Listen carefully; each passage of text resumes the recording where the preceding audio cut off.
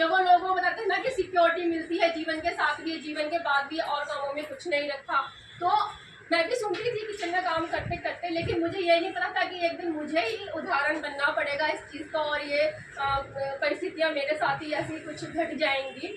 तो ऐसा हुआ और सब कुछ सही चल रहा था, बहुत अच्छा चल रहा था हमारी ज़िंदगी में, लेकिन कहते हैं कि बुरा वक्त आपको बता के नहीं आता, सब कुछ अचानक ही हो गया। 10 से 15 दिन के अंदर ही विपिन जी की जरा सी तबीयत खराब हुई, थोड़ी सी तबीयत खराब हुई, लोग मामूली सी सर्दी जुकाम होती है इस तरह की तबीयत खराब हुई विपिन जी की, और हमें लगा जैसे कभी कभार हर किसी को सर्दी जुकाम हो जाता है, खांसी हो जाती है, इस तरीके से विपिन जी के साथ ये हो रहा है।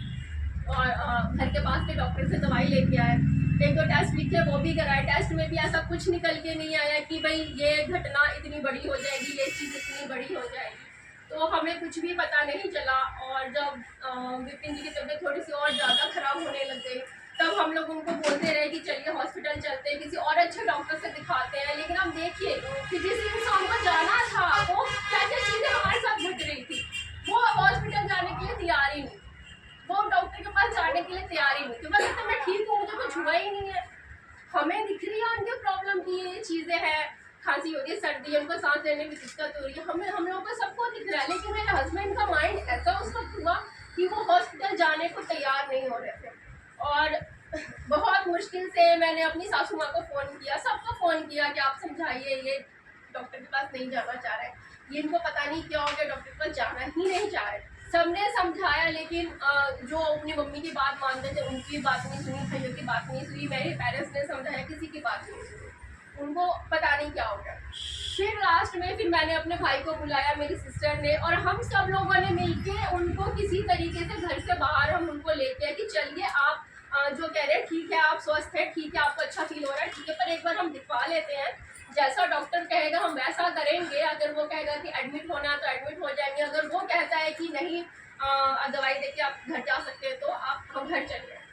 तो जब हम निकले, विपिन जी बिल्कुल अच्छे वाले थे, खुद से सीढ़ियाँ चढ़ के 2 फ्लोरों की, मतलब 2nd फ्लोर पे रहते थे उस वक्त में, और खुद से विपिन जी सीढ़ी चढ़ के आए, ऑटो तक आए, खुद से बैठे, खुद से वो अच्छा वाला चल फिर रहे, बात कर रहे हैं। बल्कि रास्ते में मेरी थोड़ी तबीयत खराब हो गई तो मुझसे पूछ रहे हैं कि तुम ठीक हो ना, तुम ठीक हो? मैंने कहा हाँ मैं ठीक।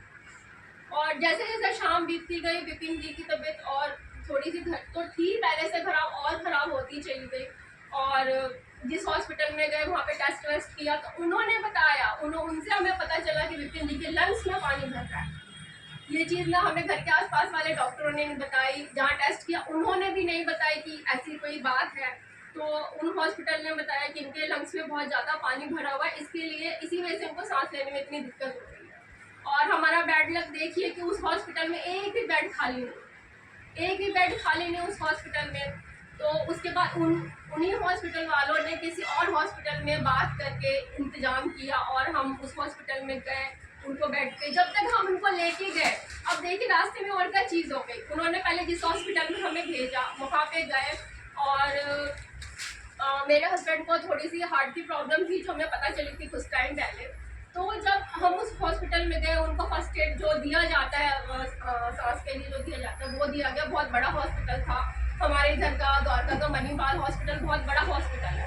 उनके यहाँ हम गए, उनके यहाँ भी बेड नहीं खाली है, 2nd हॉस्पिटल था, उनके यहाँ भी गए, उनके यहाँ भी बेड खाली नहीं है। और मेरे पर्स में एक गोली रहती थी, जो गोली हार्ट पेशेंट को दिया जाता है, क्योंकि जो जीभ के नीचे रखने वाली एक गोली आती है, वो गोली दी जाती है हार्ट पेशेंट को, तो वो गोली मेरे पास थी। और जब विपिन जी उस हॉस्पिटल से बाहर निकले हम लोग विपिन जी को, तो विपिन जी को अचानक से फिर से अजीब सा होने लग गया। उससे पहले उनको हार्ट की कोई दिक्कत नहीं थी, लेकिन वो अचानक से फिर से उनको ऐसा होने लग गया। अब वो गोली में ढूंढ रही हूँ, मेरे पर्स में रखी है, वो ऐसा हमारा बैड लक देखी थी, वो गोली नहीं मिली, वो गोली नहीं मिली। मैंने अपने सारा पर्स का सामान सड़क पे पूरा फैला दिया, हॉस्पिटल के आगे पूरा फैला दिया, वो मुझे गोली नहीं मिली। लेकिन ये कहते हैं कि मेरी सिस्टर ने सेम वही गोलियाँ खरीद के रखी हुई थी, और वो गोली उन्होंने फटाफट मेरे हस्बैंड के मुंह में डाली। और जो हॉस्पिटल से जो लोग आए उनको वापस उनको अंदर लेके गए, फिर थोड़ा स्टेबल हुआ, फिर हम दूसरे हॉस्पिटल में गए। और वहाँ जाते जाते 15-20 मिनट का टाइम हमें लगा, और वहाँ जाते जाते विपिन जी की अचानक और ज़्यादा तबीयत खराब हो गई। लेकिन वहाँ पे बेड खाली था, वेंटिलेटर था, विपिन जी को वहाँ पे एडमिट किया गया, सब कुछ ठीक था, मतलब ठीक नहीं था उस वक्त। और विपिन जी को देख के उस वक्त ऐसा लगा कि अब कंडीशन बहुत ज़्यादा बिपिन की ख़राब हो गई है, क्योंकि सांस लेने में बहुत ज़्यादा उनको दिक्कत हो गई थी, पानी का लेवल बहुत ज़्यादा बढ़ गया था। तो ये घटना हुई, लेकिन उनको जो डॉक्टर उस वक्त मिले वो बहुत अच्छे मिले, बहुत अच्छे से उन्होंने सारी चीज़ें हैंडल की, बहुत अच्छे से सारी चीज़ें उन्होंने संभाली। और 1-2 दिन के अंदर बिपिन जी, 3 दिन के अंदर बिपिन जी ठीक हो गए, बात करने लगे। 4-5 दिन होते होते थोड़ा सा और बात करने लगे, ठीक हो गए।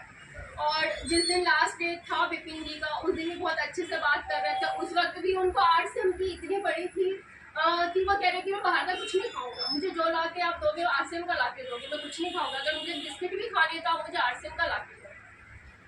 तो मेरी सिस्टर ने बोला ठीक है जिया जी, मैं शाम तक आपके लिए ले आऊँगी, आप टेंशन मत लो, मैं लेकर आऊँगी। और विपिन जी अच्छे से बात कर रहे थे, मुझे कह रहे थे कि अब तुम अपना बिजनेस देखना सीखो, तुम अपना बिजनेस संभालना सीखो, ये सारी चीज़ें वो मुझे बता रहे थे। और मैं उनसे कह रही थी हाँ हाँ ठीक है। अंदर से तो यह था कि विपिन जी तो ठीक होकर आ ही जाएंगे, तो मुझे इसको करने की जरूरत क्या है। लेकिन विपिन जी अपनी तरफ से ये बोल रहे थे कि अब तो अपना तुम बिजनेस सीखो, अपनी ये सारी चीज़ें संभालो, बिजनेस देखो। तो ये था, लेकिन वही है, जिस दिन डॉक्टरों ने हमें बताया कि अब बिल्कुल नॉर्मल है, सब कुछ ठीक है, विपिन जी को हम नॉर्मल वार्ड में शिफ्ट कर देंगे, उसी दिन ऐसा हो गया कि डॉक्टर के कहने के बाद हम इतने खुश हो गए, हम बता नहीं सकते, पूरी फैमिली इतनी खुश हो गई। लेकिन शाम होते होते फिर से उनको ऐसी उनकी हालत हो गई कि उनका बीपी इतना लो हो गया कि वो बीपी फिर हाई नहीं हो पाए, और बीपी लो होने की वजह से वो नहीं बच पाए। तो ये सारी घटना हमारे साथ घटी। एक अच्छा भला सब कुछ, एक फैमिली चल रही थी, वो थोड़ी सी ब्रेक लग गया थोड़ा सा, वो एक बुरा वक्त हमारे जीवन में आया। लेकिन आरसीएम का बहुत बड़ा सपोर्ट है कि जब आप तकलीफ में होते हैं आपकी हेल्प कोई नहीं करता, लेकिन आरसीएम मेरे सपोर्ट में तब भी था क्योंकि इनकम कभी रुकी नहीं। ये जो रॉयल्टी मुझे मिल रही थी ये मुझे मिलती रही है, इनकम कभी रुकी नहीं। मैं आज भी किसी रिश्तेदार पे, अपने पेरेंट्स पे, किसी के ऊपर डिपेंड नहीं हूँ, मैं खुद के ऊपर डिपेंड हूँ। मैं आरसीएम के कारण अपने पैरों पे खड़ी हूँ, अपने बच्चों को बहुत अच्छे स्कूल में पढ़ा रही हूँ, और फाइनेंशियली मेरी जो पोजीशन है वो अच्छी है, काफ़ी अच्छी है। सबसे बड़ी चीज़ है कि किसी के आगे हाथ तो नहीं फैलाना पड़ रहा। मेरी इनकम 48 से 50 हज़ार के बीच में, 40 से 50 ही हम मान के चलते, क्योंकि अप डाउन थोड़ा बहुत चलता रहता है, इतनी हम मान के चलते हैं। तो इस आरसीएम की वजह से मेरे घर में रोटी आ रही है, इस आरसीएम की वजह से मेरे बच्चे स्कूल में जा रहे हैं, इस आरसीएम की वजह से मेरी ज़िंदगी बहुत अच्छी चल रही है। तो ऐसा बिजनेस हम सबको करना चाहिए, क्योंकि हम जब तक जी रहे हैं तब तक हम अपने परिवार का पालन पोषण, लालन पालन सब कर रहे हैं। लेकिन आप जैसा वातावरण है, हमारी ज़िंदगी का कोई भरोसा नहीं, तो हमारे जाने के बाद हमारे बच्चों का क्या होगा, हमारे परिवार का क्या होगा। इसके लिए आप सबको आरसीएम करना चाहिए, इस सिस्टम से जुड़ना चाहिए। और इस सिस्टम से जुड़ने के लिए बहुत कुछ नहीं करना। सर ने बताया जो इंसान कपड़े पहनता है, नमक हल्दी मिर्च खाता है, वो सभी इंसान आरसीएम कर सकते हैं।